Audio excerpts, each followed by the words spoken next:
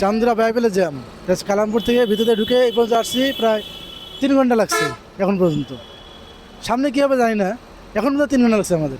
Normal সময় 1.5 থেকে 1.5-2 ঘন্টা। অবশ্যই ভোগান্তি হচ্ছে, শুধু আমাদের না, যারা আমরা ঈদে ঘরমুখী মানুষ আছি সবাই ভোগান্তি হচ্ছে গরমের ভিতরে, অনেক গরম আছে কিন্তু। আমি গাজীপুর বাইপাস থেকে রাত্রে 12টার সময় আর কি গাড়িতে উঠছি, ওটার পরে ছাড়ছে 12:10-20 আর কি ছাড়ছে।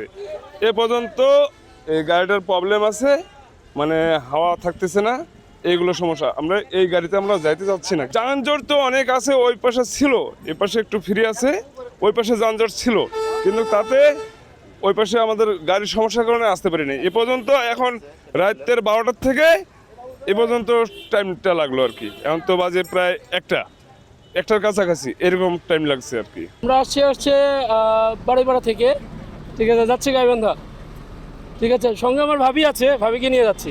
যানজট আছে মোটামুটি, অনেক ভালো যানজট, যেন অনেক কষ্ট হচ্ছে আর কি।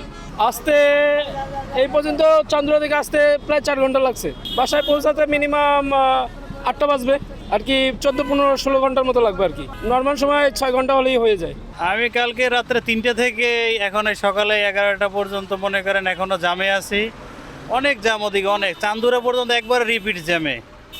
এদিকে আর কি সময় লাগছে বেশি, এদিকে একটু হালকা ক্লিয়ার রানিং জাম, আর ওদিকে একবার স্টার্ট বন্ধ করে যে রাখছি 5 থেকে 6 ঘন্টা একবারের জাম, কোনো নেই, চলেই না গাড়ি একবার। যাত্রী সবারই ভোগান্তি, খাওয়া দাওয়া নাই, মেয়ে ছেলেদের প্রস্রাব পায়খানা অনেক অসুবিধা।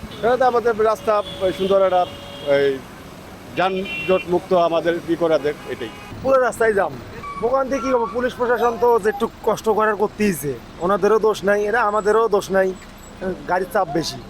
বুদ্ধি না, কষ্ট, ঈদ মানে হাসি, ঈদ মানে কষ্ট।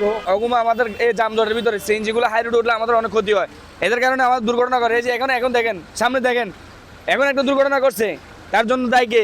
সিএনজি ড্রাইভারগুলোর কারণে যাত্রী ক্ষতি হয়, আমাদেরও ক্ষতি হয়।